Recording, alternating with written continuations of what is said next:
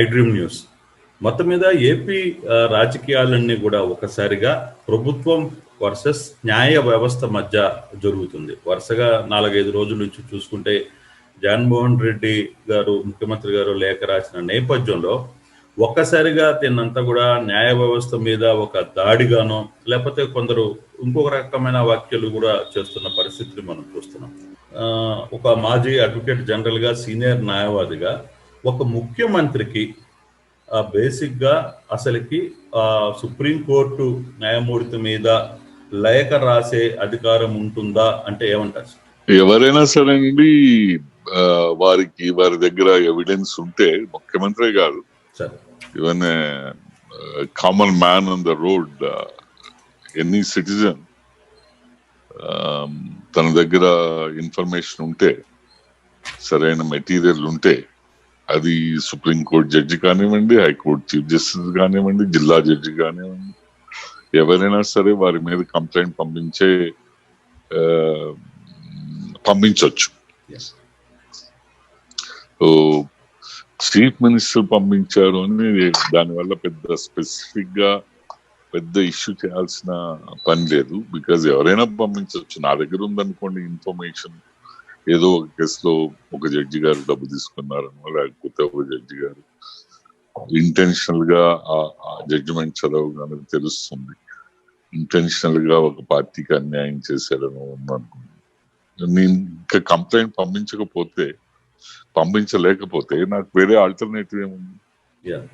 So chief minister అనడానికి దానికి additional గా ఇంపార్టెన్స్ ఏంటంటే, ఆయన కూడా ఒక constitutional functionary, not an ordinary person, elected by the people of the state. So ఒక కాన్స్టిట్యూషనల్ ఫంక్షనరీ ఇంకొక కాన్స్టిట్యూషనల్ ఫంక్షనరీ మీద కంప్లైంట్ చేశాడంటే, it has to be taken in all seriousness.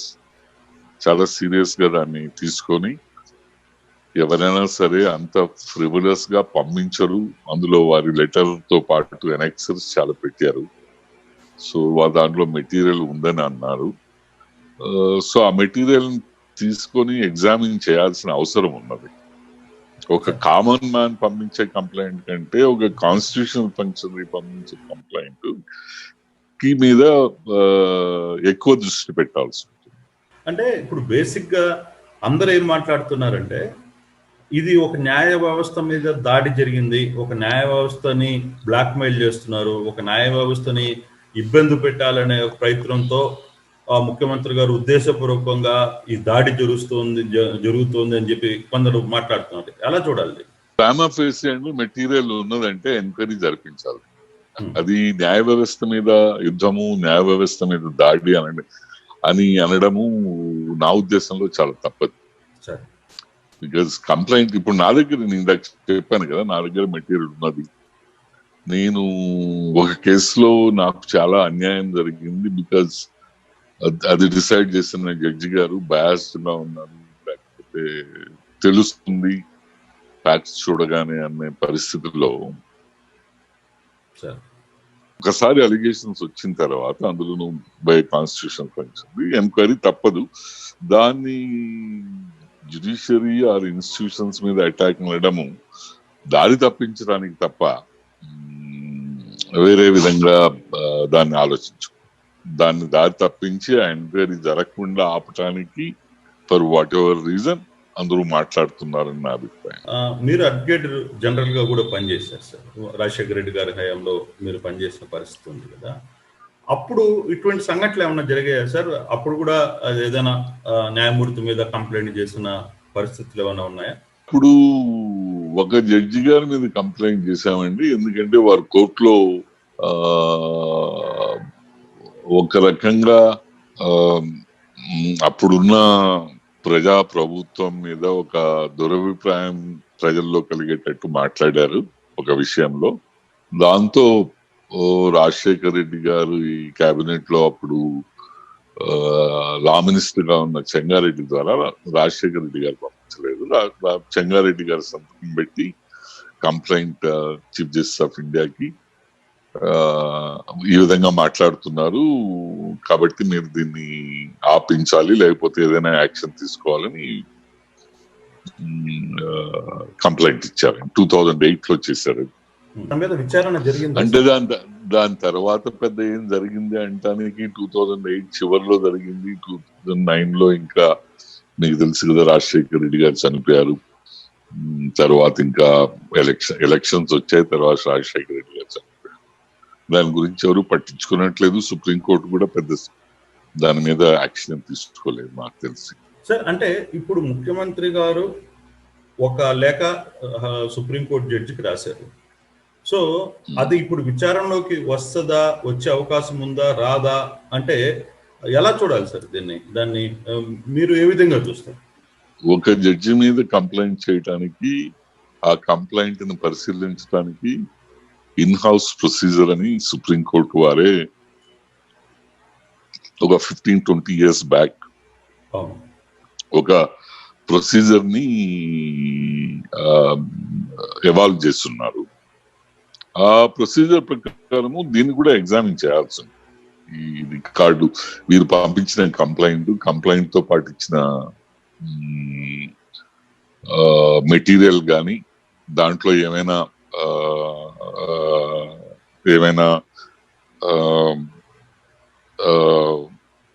Evidence ఉన్నదా జడ్జి గారికి అగేనెస్ట్ గా, లేకపోతే ఆ కంప్లైంట్ ఫ్రివలస్ కంప్లైంట్ అనేది ఎగ్జామిన్ చేయడానికి చేయాల్సి ఉంటుంది. సుప్రీంకోర్టులో ఇప్పుడు ఆయన సీనియర్ మోస్ట్ జడ్జి కాబట్టి ముగ్గురు రిటైర్డ్ జడ్జెస్ ఎవరైనా సరే independent and those who are known for their integrity వాళ్ళని అపాయింట్ చేసి ఫార్మర్ చీఫ్ జస్టిస్ కానీ, లేకపోతే రిటైర్డ్ జడ్జెస్ కానీ, 3 judges of the supreme court enquiry జరిపించాల్సి ఉంటుంది. ఎందుకంటే కంప్లైంట్ చేసిన వారు చిన్న వ్యక్తి ఏం కాదు. నేను అనేది చిన్న వ్యక్తి చేస్తే దాన్ని పక్కన పెట్టాలని కాదు. మెటీరియల్ ఉంటే చిన్న వ్యక్తి అయినా పెద్ద వ్యక్తి అయినా ఎంక్వైరీ జరపాల్సిందే.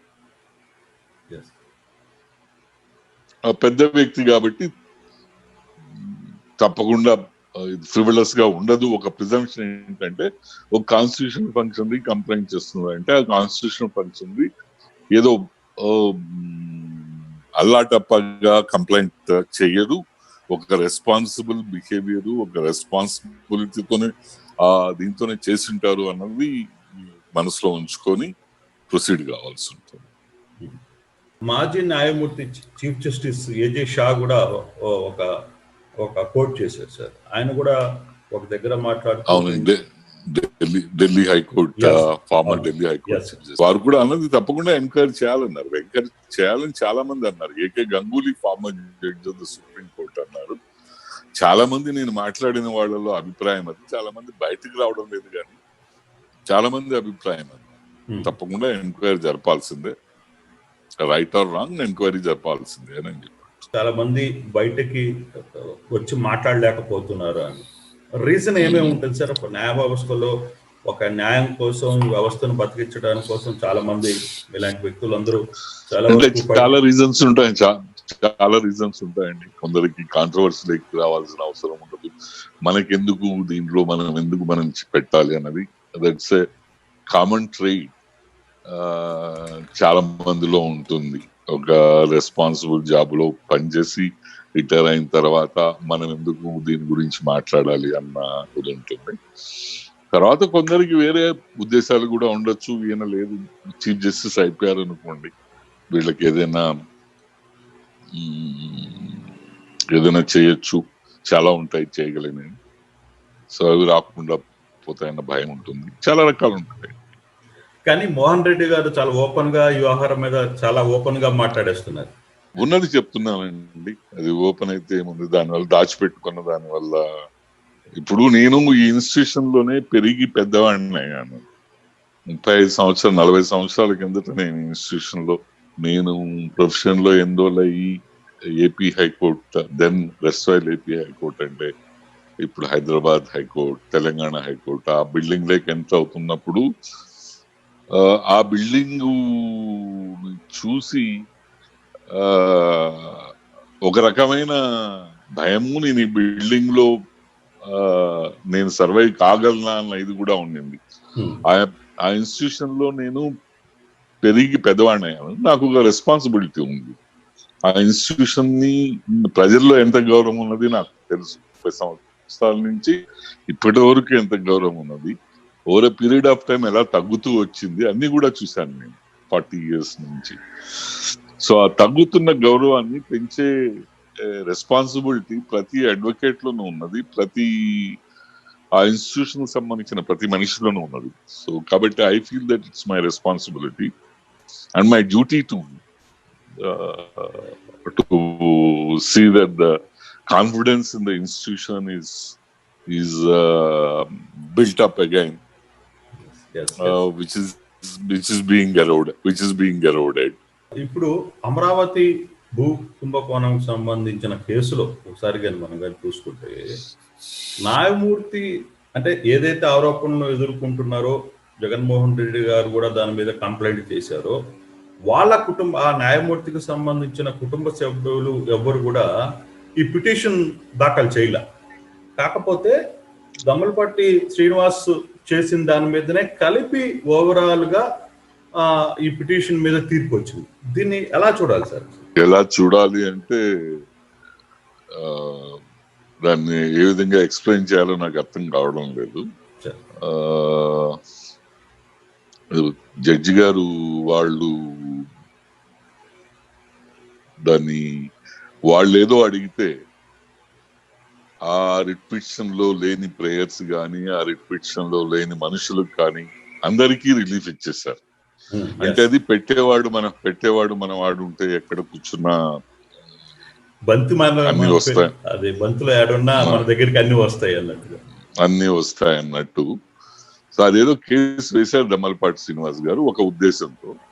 వారి ఎఫ్ఐఆర్ రిజిస్టర్ కాకముందే ఏది జరిగినా నా మీద ఎంక్వైరీ జరిగే అవకాశం ఉన్నది, జరగాలని చేస్తున్నారు. కాబట్టి నా మీద ఏ ఎంక్వైరీ జరిగినా కూడా హైకోర్టు ఆధ్వర్యంలో జరగాలి అని రిట్ వేశారు. ఆ రిట్ లో వేరే సంగతులు ఏవి ఆయన మాట్లాడలేదు. కానీ ఆ రిట్ ఫైల్ అయ్యి కోర్టు దగ్గరికి వచ్చేటప్పటికి పొద్దున్నే 11 గంటలకి జస్టిస్ రమేష్ గారి దగ్గరికి వచ్చేటప్పటికి అప్పటికే ఎఫ్ఐఆర్ రిజిస్టర్ అయిపోయింది.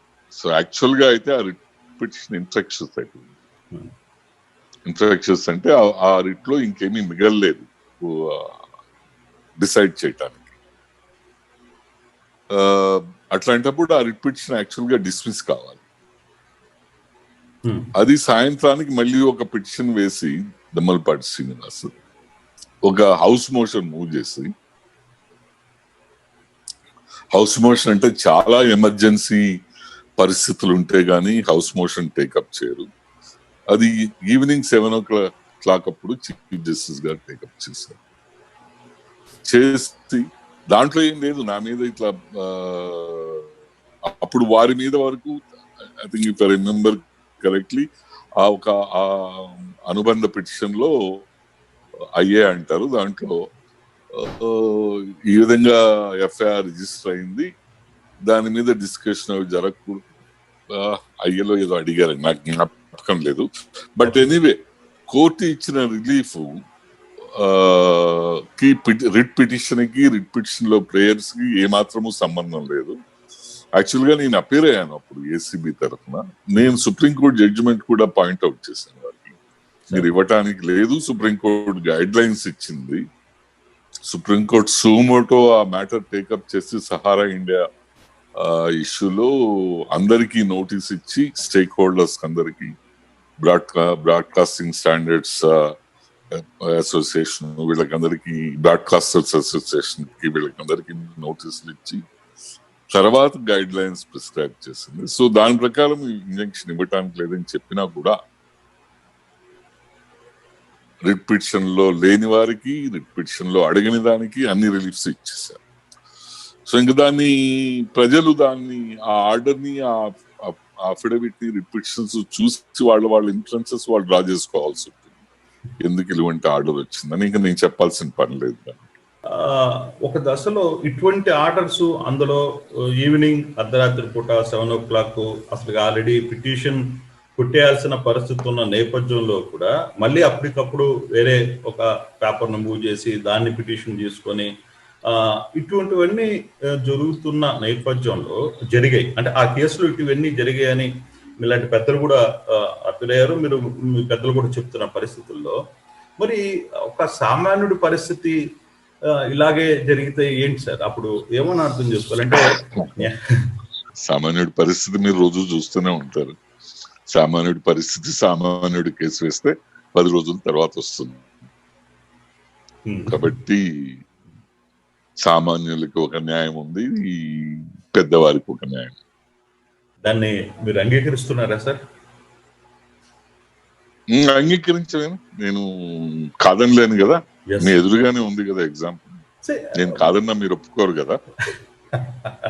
అంటే న్యాయ వ్యవస్థ మీద ఒక 4th పిల్లర్ గా ఉన్న ఒక న్యాయ వ్యవస్థలోనే ఇటువంటి ఇన్సిడెంట్లు మీలాంటి పెద్దలు, మీలాంటి సీనియర్ కళ్ళ ముందే జరుగుతున్నప్పుడు దీన్ని ఎలా ఫైట్ చేయాలి? అంటే దీన్ని ఎలా ప్రజలకు అర్థమయ్యే విధంగా ఎలా చెప్పాలి? దాన్ని ఎలా ఇప్పుడు మనం ఒక గ్యాగ్ ఆర్డర్ని కూడా చూస్తే అట్లీస్ట్ దీని గురించి ఎక్కడ మీడియాలో కావచ్చు, సోషల్ మీడియాలో కావచ్చు, ఎక్కడ కూడా మాట్లాడడానికి వీలు లేదంటూ చెప్పిన ఒక ఆర్డర్. కోర్టు ఉద్దేశం చాలా స్పష్టంగా కనిపిస్తున్నది కదా. దీనిలో పబ్లిక్ డిస్కషన్ అన్నది జరగటానికి లేకుండా చేయాలి అన్నది వారి ఉద్దేశం. అంటే ఒక ట్రాన్స్పరెన్సీ అనేది ఉండకూడదు, దీని మీద ఒక కవర్ వేసేసి మూసి పెట్టేస్తాము అన్న ఉద్దేశంతో అటువంటి ఆర్డర్ ఇచ్చారు. కానీ హైకోర్టు వారే అన్నట్టు మేము ఆర్డర్ ఇచ్చినా కూడా ఏమీ లాభం లేకపోయింది, జరుగుతూనే ఉన్నాయి కదా డిస్కషన్ అని చెప్పి నిన్ననో మొన్ననో అని ఒక పిటిషన్ ఎవరో ఒక అనుబంధ పిటిషన్ వేస్తే దాంట్లో డిస్కషన్ లో ఆ మాట అన్నారని నేను విన్నాను, పేపర్లో చూశాను.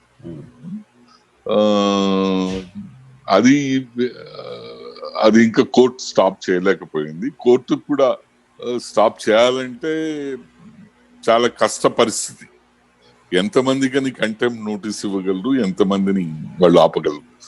అందులో అది వేరే విధంగా బయటకు వచ్చింది, ప్రెస్ నోట్ ద్వారా బయటకు వచ్చింది మళ్ళీ. సో ఉద్దేశం ఏంటంటే కోర్టు ఉద్దేశము ఏ విధమైన పబ్లిక్ డిస్కషన్ జరగకూడదు, ప్రజల్లో ఈ వార్త వెళ్ళకూడదు అన్నది ఉద్దేశం. మీ ఎక్స్పీరియన్స్ లో మీ 45 సంవత్సరాల ఈ న్యాయ వ్యవస్థలో మీకున్న ఎక్స్పీరియన్స్ లో ఇటువంటి ఆర్డర్స్ న్యాయమూర్తులు కానీ ఎక్కడైనా ఇచ్చిన సందర్భాలు మీకు ఎదురుపడ్డాయా సార్? ఇటువంటిది అంటే ఇట్లాంటి ఆర్డర్స్ పాస్ చేయడం నాకు ఎక్కడ ఎదురుపడలేదండి. నాకు అడవును ఈ గైడ్ లైన్స్ పెట్టక ముందు రైడియా టేప్స్ అని టాటా రైడియా అనే ఆవిడ ఢిల్లీలో ఒక పెద్ద లాబీయిస్ట్, ఆవిడ రతన్ టాటాతో మాట్లాడిన కాన్వర్జేషన్స్ అండ్ వేరే వాళ్ళతో మాట్లాడిన కాన్వర్జేషన్స్ ఇన్కమ్ ట్యాక్స్ డిపార్ట్మెంట్ చేతిలో ఉన్నాయి. అవి వాళ్ళు రివీల్ చేయబోతున్నారని పేపర్లో వచ్చాయి, కొద్దిగా లీక్ చేసినట్టున్నారు. దాన్ని బట్టి రతన్ టాటా సుప్రీంకోర్టులో రిట్ వేస్తే అప్పుడు డోంట్ రివీల్ దాట్ అని స్టే ఇచ్చారు. అంటే ఆ టేప్స్ లో ఉన్న విషయాలు బయటికి రానివద్దు అని. ఆ కేసు మళ్ళీ హియరింగ్ కి రాలేదు, అదొక్కటే ఉన్నది. That was about 10, 12, 13 years back. తర్వాత ఏమైందో తెలియదు. కానీ ఇది మాత్రం ఇది ఎఫ్ఐఆర్ రిజిస్టర్ అయిన తర్వాత పేపర్ లో రాకూడదు అన్నది అటువంటిది ఎక్కడా నేను చూడలేదు. సార్ ఈ కేసు లాసెస్ అంటే ఈ కేసు లాసెస్ కావచ్చు, ప్రొసీడింగ్స్ అంటారు, వీటి వ్యవహారంలో ఏమన్నా తీర్పుల్లో మార్పులు ఇటువంటి ఏదైనా ఒక ఇన్సిడెంట్స్ మీ దృష్టిలో ఉన్నాయి సార్? ఇటువంటి విషయాలు ఏం లేవండి. ప్రెసిడెంట్స్ అంటూ ఏం లేవంటే ముందు జరిగి కోర్టు ఆఫ్ చేయడం కానీ అటువంటిది ఈ విధంగా స్టాప్ చేయడము అటువంటిది జరిగినట్టు నేను ఎక్కడ చూడలేదు. యాక్చువల్ గా చేయటానికి లేదని జడ్జిమెంట్స్ ఉన్నాయి. ఈ విధంగా ప్రీ పబ్లికేషన్ రెస్ట్రైంట్ ఆర్డర్ అంటారు. అంటే పబ్లికేషన్ కు ముందే స్టాప్ చేయమని ఆర్డర్ ఇవ్వడం, ఇంజంక్షన్ ఇవ్వడం, చేయకూడదు అని జడ్జిమెంట్స్. కానీ సో ఎఫ్ఐఆర్ కానీ ఈ జడ్జిమెంట్ ఆ జడ్జిమెంట్స్ కన్నిటికీ అగెన్స్ట్ గా నేను చెప్పాను కదా, నేను ఒక జడ్జిమెంట్ సైట్ చేశాను సుప్రీంకోర్టుది సహారా ఇండియా కేసులో. ఆ గైడ్ లైన్స్ లకి రాదండి ఇదే చూపించినా కూడా జడ్జి గారు దాన్ని ఓవర్లుక్ చేస్తూ ఆర్డర్ ఇచ్చారు. ఇప్పుడు వరుసగా 2-3 ఇన్సిడెంట్లు, అంటే ఫర్ సపోజ్ సార్, ఒక సామాన్యుడిగా నాకు ఒక డౌట్, ఒక సామాన్యుడిగా నాకు ఒక కేసులో ఒక రకమైన తీర్పు వచ్చినప్పుడు, అదే కేసు ఒక ధనికుడికో లేకపోతే ఒక పలుకుబడ వ్యక్తికో ఒక రకమైన తీర్పు ఇచ్చినప్పుడు దాంట్లో తీర్పుల్లో తేడా ఒక్కొక్కసారి కనపడుతుంది. ఫర్ ఎగ్జాంపుల్ నేను ఒక ఇష్యూ చెప్తాను sir.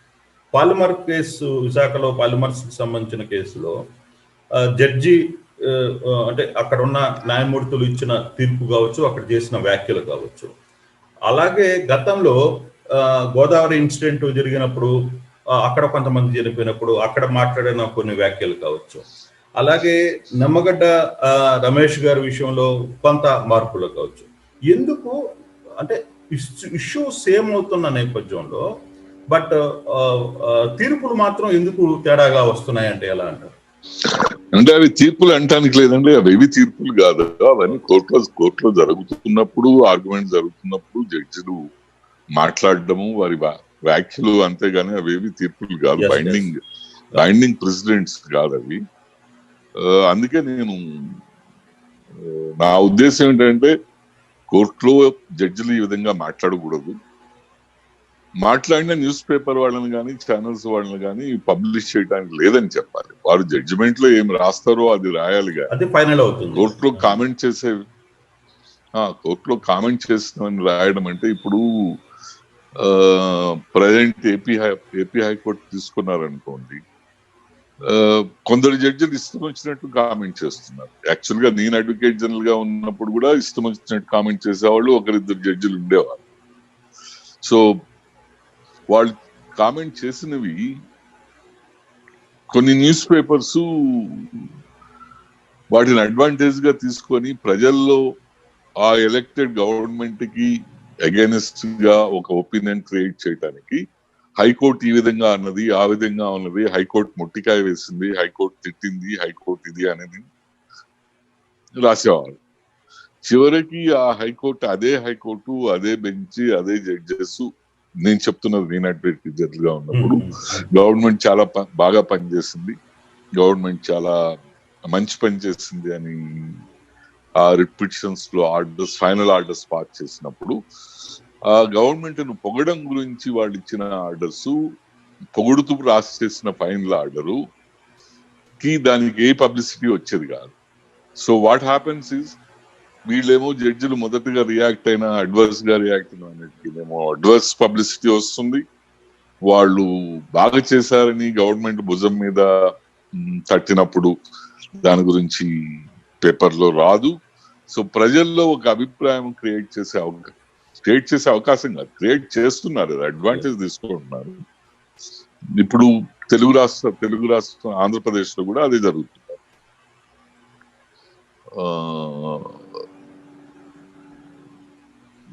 Break down of constitutional machinery అని ఆ జస్టిస్ రాకేష్ కుమార్ అని రోజుకు 2 సార్లు అంటారు.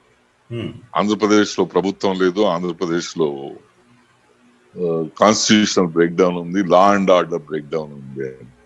కానీ వారు రాయరు జడ్జిమెంట్ లో ఏ బేసిస్ మీద ఈ కన్క్లూజన్ కి వచ్చారు అన్నది రాయరు. వారి మాట అనగానే రేపు నెక్స్ట్ డే పేపర్ లో వచ్చేస్తుంది హెడ్ లైన్స్, జడ్జి గారు ఈ విధంగా అన్నారని.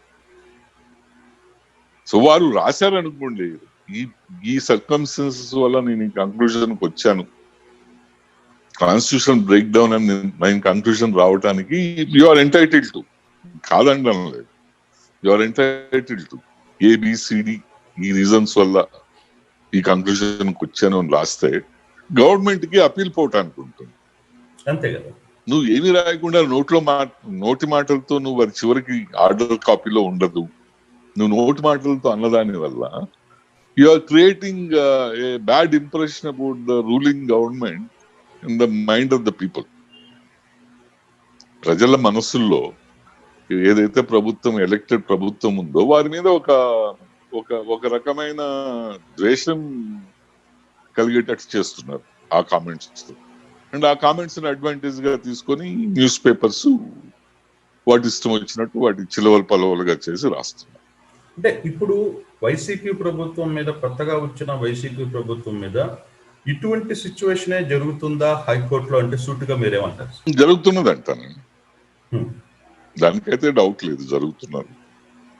అంటే ఇది ఒక ఉద్దేశపూర్వకంగా జరుగుతుందంటారా, లేకపోతే నిజంగానే? అంటే అది చెప్పలేను ఉద్దేశపూర్వకంగా జరుగుతున్నదా లేదా అని, కానీ జరగడం అయితే జరుగుతుంది. అంటే ఈ కోర్టు అంటే ఇందాక మీరు అడిగిన దీంట్లోనే సార్, తీర్పుల్లో కూడా మార్పులు ఎందుకు వస్తున్నాయి? ఫర్ సపోజ్ ఇందాక పాలిమర్స్ కేసు, అది తీర్పులు కాదు, వ్యాఖ్యల్లో కూడా వ్యాఖ్యల్లో అంటే డిఫరెంట్ జడ్జెస్ డిఫరెంట్ గా రియాక్ట్ అవుతారు. అది ఈ లేఖని బహిరంగంగా పరచకూడదు అని కూడా ఒక వర్షన్ వినపడుతుంది సార్. నిజంగానే ముఖ్యమంత్రి గారు రాసే లేఖను ప్రజల ముందు ఉంచకుండా గోప్యంగా ఉంచాల్సిన అవసరం ఉందా? ఇది ఆర్టికల్ 19 కింద ఏదైనా ఇది వర్కౌట్ అవుతుందా కాదా? ఏం లేదండి, బహిరంగ పరచకూడదని ఎక్కడ ఎటువంటి చట్టము లేదు.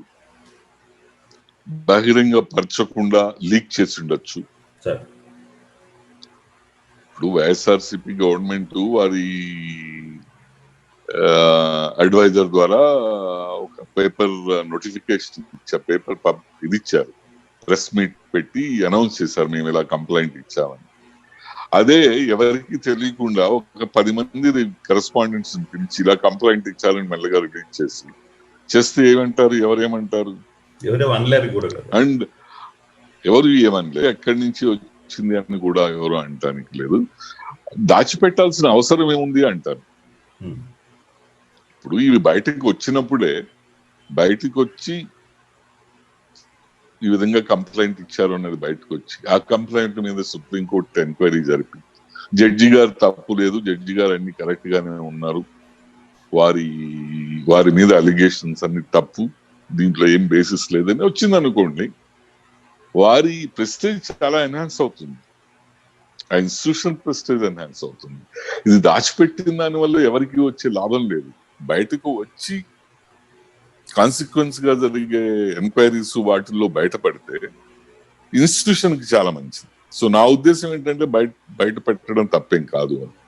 ఇదే వ్యవహారంలో అంటే గతంలో ఇప్పుడు మీరు కూడా, మీకు కూడా ఐడియా ఉంటుంది, మనోహర్ రెడ్డి గారు అని చెప్పి ఒక జడ్జి, ఒక లాయర్, మనోహర్ రెడ్డి అనే ఒక లాయర్, గుంటూరుకు చెందిన వ్యక్తి, ఇప్పుడు ఏదైతే ఆరోపణలు ఎదుర్కొంటున్న ఆ సదరు న్యాయమూర్తికి సంబంధించి ఒక రిట్ వేశారని ఒక ఇన్సిడెంట్.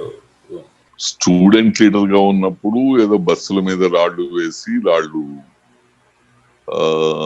బస్సులు దెబ్బతిన్నాయని నాగార్జున యూనివర్సిటీలో ఆ కన్సర్న్ పోలీస్ స్టేషన్ లో కంప్లైంట్ ఇచ్చారు. వారి పేరు కూడా ఉన్నట్టుంది, నాకు పెద్ద ఐడియా లేదండి, వారి పేరు కూడా ఎఫ్ఐఆర్ లో ఉంటుంది.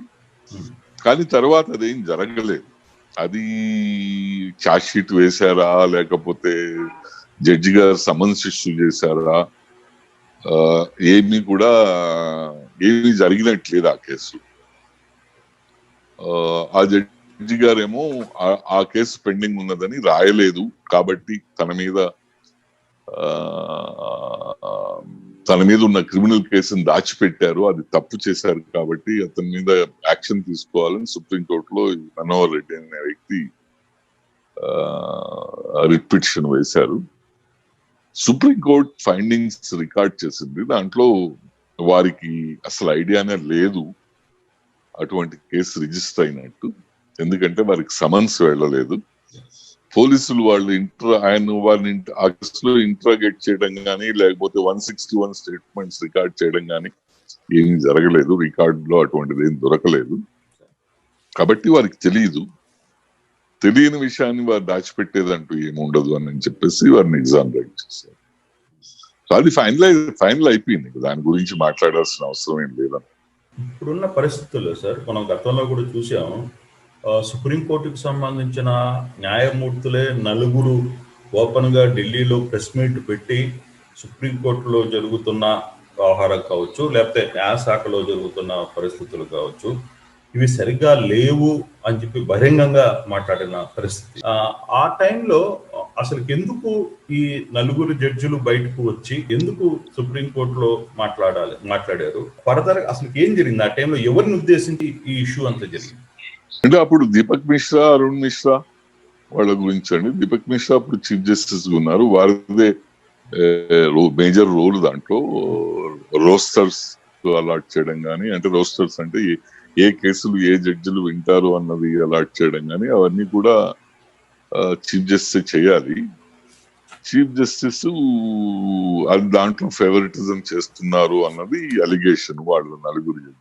అదొకటే కాకుండా యాక్చువల్ గా దాంట్లో main allegation integrity of the chief justice was also doubted.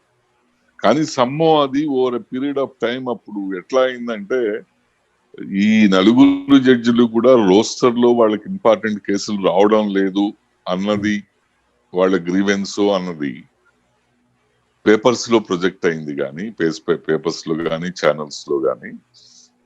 దాంట్లో ఇంకొక main and most important allegation about the integrity of the judges, though not said in so many words. అంటే అంత క్లారిటీ గానీ అంత క్లియర్ గా గానీ అనకుండా వాళ్ళు అన్నది జాగ్రత్తగా చదివితే దాంట్లో అర్థమయ్యేది. They also had a grievance about the integrity of the concern judges. దాని గురించి ఎవరు మాట్లాడలేదు, దీని గురించే మాట్లాడారు. బట్ అల్టిమేట్లీ ఇంకా chief justice the master of the roster అని చాలా జడ్జిమెంట్స్ ఉన్నాయి, వారు అలాట్ చేస్తున్నారు. మీరు 1962లో దామోదరం సంజీవ గారు రాసిన ఉత్తరంలో కూడా అప్పటి హోమ్ మినిస్టర్ కి ఇటువంటి అలిగేషన్ ఉంది అప్పుడు చీఫ్ జస్టిస్ చంద్రారెడ్డి గారి మీద. అప్పుడు ఆయనకు కావాల్సిన జడ్జిలకే కేసులు అలాట్ చేస్తున్నారు, వారికే ఇంపార్టెంట్ కేసులు ఇస్తున్నారు, వారికంటే సీనియర్ జడ్జిలున్నా వాళ్ళని ఇగ్నోర్ చేసి వాళ్ళు ఇస్తున్నారు. అంటే జగన్మోహన్ రెడ్డి గారు సుప్రీంకోర్టు జడ్జి అయ్యారు, వారి తర్వాత సత్యనారాయణ రాజు గారు వారు కూడా సుప్రీంకోర్టు జడ్జి అయ్యారు, వాళ్ళకే ఇస్తున్నారు కేసులు అని చెప్పి allegation, one of the main allegations. So ఇదేమి కొత్తగా ఉన్నట్టేం లేదు, ఇటువంటిది చాలా రోజుల నుంచి జరిగేదే అనుకుంటాను. 61 అంటే ఆల్మోస్ట్ 50 సంవత్సరాల కిందట 60 సంవత్సరాల కిందట జరిగిన విషయం అది. దాని మీద ఎంక్వైరీ జరిగి చంద్రారెడ్డి గారిని ట్రాన్స్ఫర్ చేశారు హైదరాబాద్ నుంచి చెన్నై. ఇప్పుడు మెయిన్ అంటే ఇంతకాలంగా న్యాయ వ్యవస్థ మీద ఎవరు బయటకు వచ్చి తమ ఒపీనియన్స్ చెప్పడానికి కూడా భయపడే పరిస్థితి గతంలో ఉంది. కానీ ఇప్పుడు పరిస్థితుల్లో కొంత డీప్ డిస్కషన్ స్టార్ట్ అయింది. అసలు న్యాయ వ్యవస్థలో జరుగుతున్న తప్పులు కావచ్చు, లేకపోతే ఒప్పులు కావచ్చు, ఇలా జరగకూడదు, ఇలా ఇవ్వకూడదు అనే ఒక చర్చ అయితే స్టార్ట్ అయింది. ఈ స్టార్ట్ లో బేసిక్ ఇప్పుడు సుప్రీంకోర్టు జడ్జిల నియామకం మీద కూడా, అంటే హైకోర్టు కావచ్చు, సుప్రీంకోర్టు కావచ్చు, జడ్జిల నియామకం మీద కూడా రాజకీయ నేతల పలుకుబడులు వల్లనే ఈ పదవులు వస్తున్నాయి అనే దాని మీద ఒక పెద్ద చర్చ జరుగుతోంది. రాజకీయ నాయకులతో పదవులు రావడం అనే రోజులు పోయాయి. ఓకే, అది 1990s ముందు రాజకీయ నాయకులు, చీఫ్ మినిస్టర్ మెయిన్ గా రాజకీయ నాయకులు అంటే వారిని అడిగి వారి దగ్గర కూడా పేర్లు తీసుకొని అప్పుడున్న చీఫ్ జస్టిస్లు వారు కాంపిటెంట్ పర్సన్స్ చీఫ్ మినిస్టర్ పంపించిన పేర్లు అంటే వాళ్ళని ఇంక్లూడ్ చేసేవారు. అప్పుడు ఎగ్జిక్యూటివ్ కి ఫైనల్ సే ఉండేది. సుప్రీంకోర్టు సెకండ్ జడ్జెస్ కేసు తర్వాత అది కొలీజియం చేతిలోకి వెళ్ళిపోయింది. కొలీజియం చేతిలోకి వెళ్ళిన తర్వాత అపాయింట్మెంట్స్ జరిగినన్ని స్కాండల్స్, జరిగినన్ని వాళ్ళ కొలీజియం రికమెండేషన్ తో వచ్చిన జడ్జిలు మీద వచ్చిన అలిగేషన్స్ అంతకుముందు 40 సంవత్సరాల్లో ఎప్పుడు లేవు. రాజకీయ నాయకులకు ఫైనల్ స్టే ఉన్నప్పుడు జరిగిన అపాయింట్మెంట్స్ లో అన్ని స్కాండల్స్ కానీ, అన్ని అలిగేషన్స్ కానీ, అంతమంది మీద అలిగేషన్స్ కానీ ఎప్పుడు లేవు. కానీ కొలీజియం తర్వాత అది ఆల్మోస్ట్ కామన్ అయిపోయింది. ఇదేంటంటే you scratch my back, I scratch your back అన్నది నన్ను తెలుగులో ఏమంటారు, నువ్వు నా వీపు గిరు, నేను నీ వీపు గిరుతాను అని అనే పరిస్థితి వచ్చేస్తుంది. అంటే ఇప్పుడు ఫర్ ఎగ్జాంపుల్ ఇక్కడ ఒక చీఫ్ జస్టిస్ ఉన్నారనుకోండి, మనకి ఎవరో బయట నుంచి వచ్చారు చీఫ్ జస్టిస్. సో ఆయన సుప్రీంకోర్టు పోవాలి. అక్కడ కొలీజియం లో ఉన్న జడ్జో లేకపోతే కొలీజియం లో ఇన్ఫ్లుయెన్స్ లో ఉన్న సుప్రీంకోర్టు జడ్జో ఆ రాష్ట్రం నుంచి సుప్రీంకోర్టులో ఉన్నారనుకోండి. సో ఈ సుప్రీంకోర్టులో ఉన్న జడ్జి గారు తనకు కావాల్సిన మోహన్ రెడ్డినో లేకపోతే ఇంకో రెడ్డినో ఇంకో చౌదరి గారినో ఇంకొక ఎవరినో జడ్జి చేయాలంటారు. వాడు పనికి వచ్చినా పనికి రాకపోయినా వీరు చేయాల్సి వస్తుంది. అది జరుగుతున్నది ఇప్పుడు. యాక్చువల్ మెరిట్ అన్నది పోయింది. దానివల్ల తీర్పుల్లో కావచ్చు, లేకపోతే న్యాయ వ్యవస్థ మీద ఒక పెద్ద ఇప్పుడు జరుగుతున్న లాంటి చర్చలు జరిగే అవకాశాలు చాలా స్పష్టంగా ఉన్నాయి కదా సార్. ఈ ట్రాన్స్పరెన్సీ ఏముండదు. ఎవరు ఎందుకు జడ్జి అవుతున్నారు, ఎవరు ఎందుకు జడ్జి కావడం లేదు అన్నది ఎవరికి మాకే అర్థం కాదు. సడన్ గా ఎవరి పేరో కారిడార్ లో వినిపిస్తుంది, వారిని పిలిచారట చీఫ్ జస్టిస్, జడ్జి అవుతావా అని అడిగారట. ఎందుకయ్యా అంటే ఎవరో ఫలానా జడ్జి గారు చెప్పారు పేరు, సో అవుతున్నారు అని మాకు తెలుస్తుంది. అంతేగాని వారికి అది డిజర్వింగా అన్డిజర్వింగా అన్నది